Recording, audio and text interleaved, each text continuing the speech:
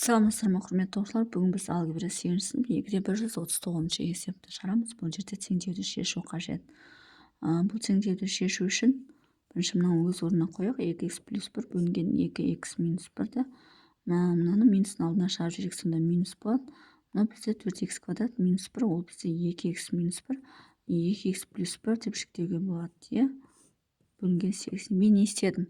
Мынаны минустың алдына шығарып жібердім, сонда 4х квадрат минус 1 болады. 12 жақшаға жүктеймін, 2х минус 1, 2х плюс 1 деп. Тең 3, 2х минус 1 бөлінген 7, 2х плюс 1. Енді осы жерден ортақ бөлім мынау және 7 деген коэффициент болады. Сонда мына жаққа 7 минус 1 кетсе 2х плюс 1 түседі.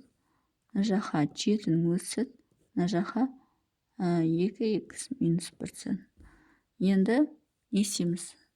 7, мынау 2х плюс 1-дің квадраты болады. Азайту 8-7-ге өтсек 56 болады. Тең 3 2х минус 1-дің квадраты. Енді ашамыз. 7, мынаны ашатын болсақ 4х квадрат плюс 4х плюс 1 болады. Өзін ашсақ минус 56 тең 3. Мынау бізде 4х квадрат минус 4х плюс 1 болады. Енді көбейтеміз. 2-ні көбейтеміз 28х квадрат болады.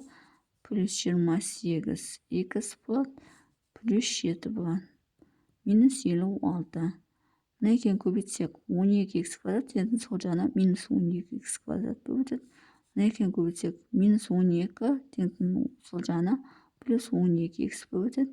Мына екені көбейтсек 3 болады, теңдің сол жағына минус 3 болып өтеді. Тең 0 болады. Енді осы жерде 28 пен 12-ні алып тастаймыз. 28-ден 12-ні алсақ, бізде 16 қалады екен.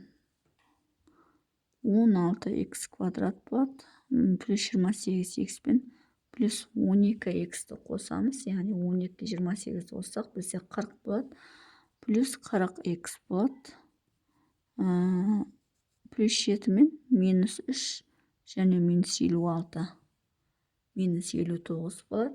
59-дан 7-ні алатын болсақ, минус 52 болады. Тең 0 болады. Енді осының барлығын 4-ке бөліп тастайық. 4-ке бөліп тастасақ 4х квадрат болады. Плюс 10х болады. Минус енді 52-ні 4-ке бөлсек 13 болады. Тең 0 болады. Осындай квадрат теңдеуге келді. Енді осы жерден дискриминант табамыз. Дискриминант 10-ның квадраты 100 болады. Минус 4 көбейту 4 көбейту минус 13. 100. Енді минус пен минус көбейтсек плюс болады. 16-ға 13-ті көбейтеміз. Сонда бізде ол 208 болады екен. 4-ке 4-ті көбейтсек 16. 16-ны 13-ке көбейтсек бізде 208. Оған 100-ді қосатын болсақ, бізде 308 болады.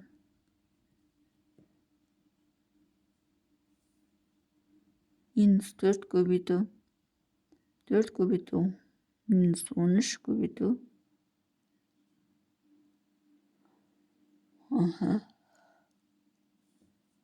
x бір x-ге болады. Плюс болғанда минус 10 плюс минус түбірасты 308 бөлінген 8 болады. Енді 308-ді 4-ке бөліп көрсек 77 болады.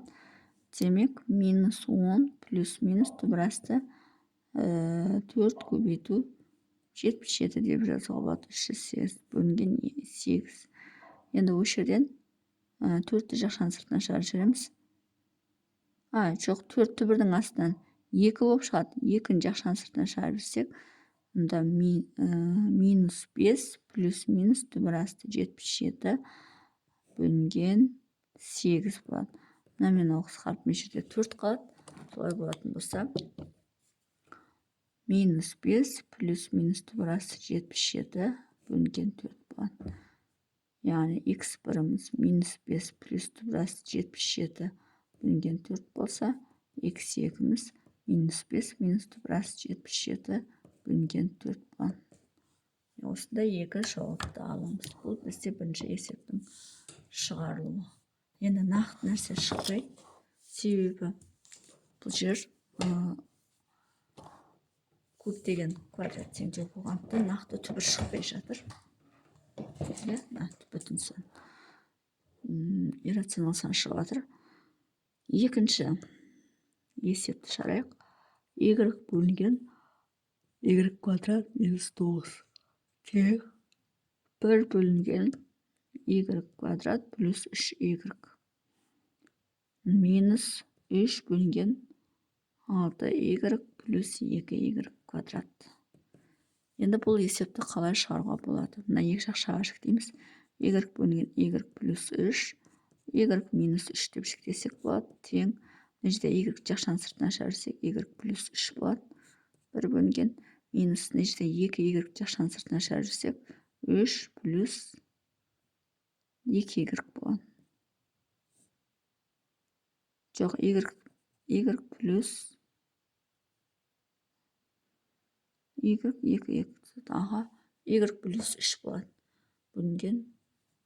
Енді ортақ бөлімге 2y плюс 3, y минус 3 аламыз. Ортақ бөлімге осыны аламыз. Өткен барлығында сол бар. Енді мынаған бөлетін болсақ, мына жерге 2y түседі. Мынаған бөлсек y кетеді, 2 қалады және плюсы кетіп, y минус 3 түседі.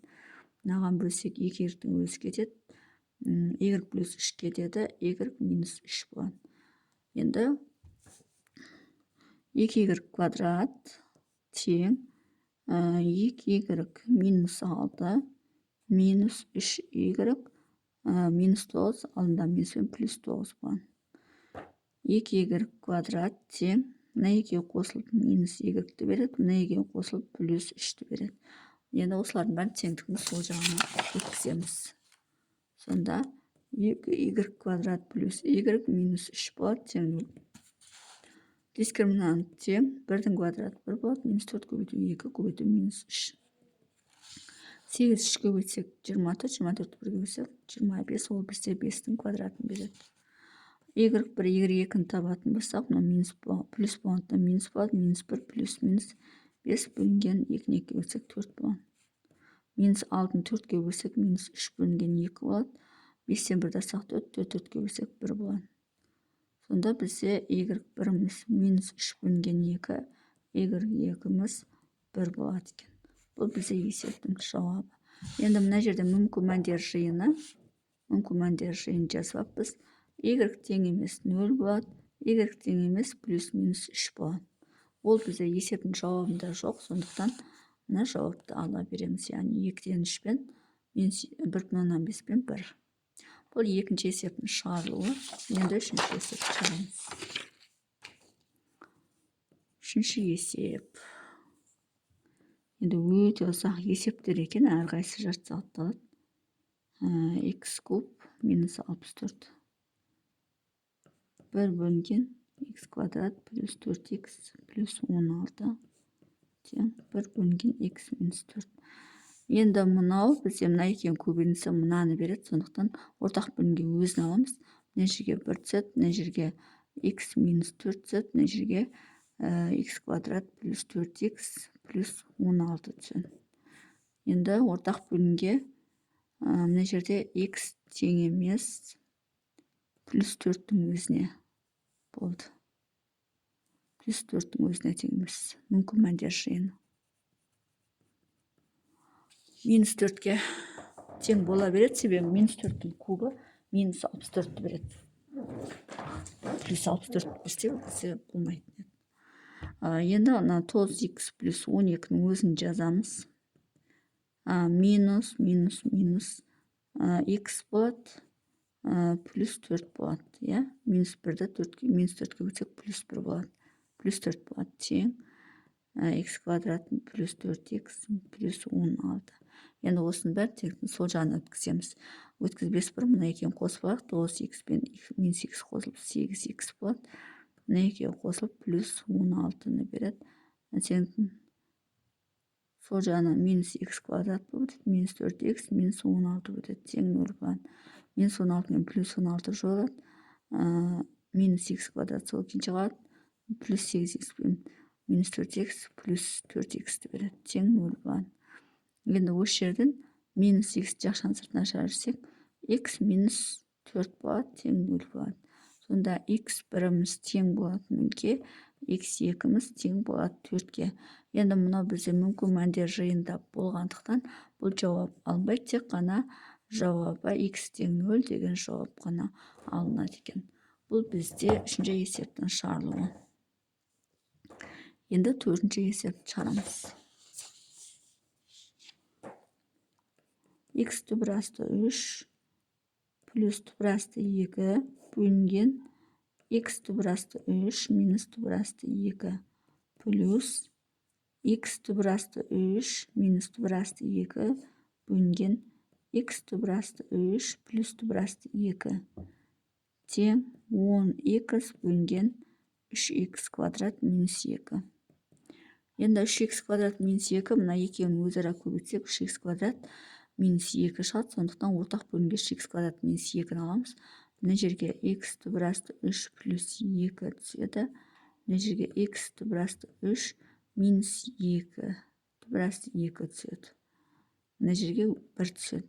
Енді мынаны көбейтетін болсақ, x түбір асты 3 плюс түбір асты 2-нің квадраты плюс мына x түбір асты 3 минус түбір асты 2-нің квадраты, теңдіктің сол жағына минус 10x деп өткізіп жіберсек, осылай теңдеу шығаруға болады.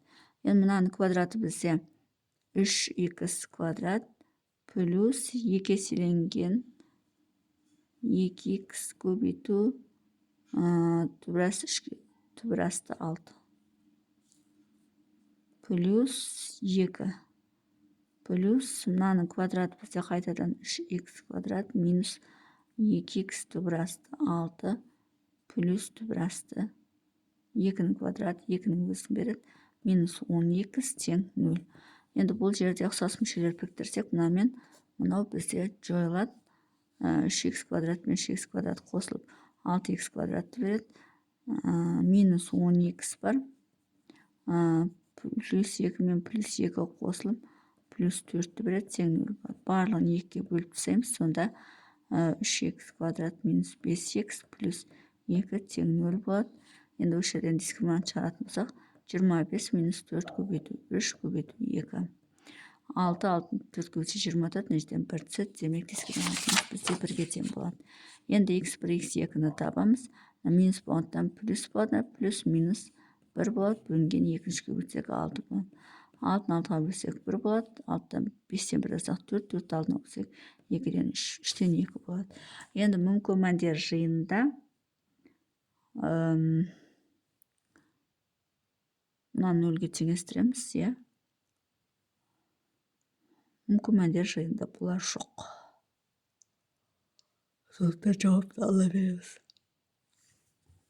Мүмкін мәндер жиынында бітеміз ба? Бірінші x түбір асты 3 тең түбір асты 2, x1 тең емес түбір асты 2 бөлінген түбір асты 3-ге, x2 тең емес минус түбір асты 2 бөлінген түбір асты 3-ге. Мынау бізде мүмкін мәндер жиыны. Сондықтан бұл жауапта жоқ. Мынау мүмкін мәндер жиыны. Жауапта жоқ, сондықтан мына екі жауапты ала береді екенбіз. Бұл бізде төртінші есептің шығарылуы. Сонымен есептің шығару жолы осындай. Егер есептің шығару жолы түсінікті болса, лайк басып, комментарий жазып, каналыма тіркеліп кетсеңіздер болады.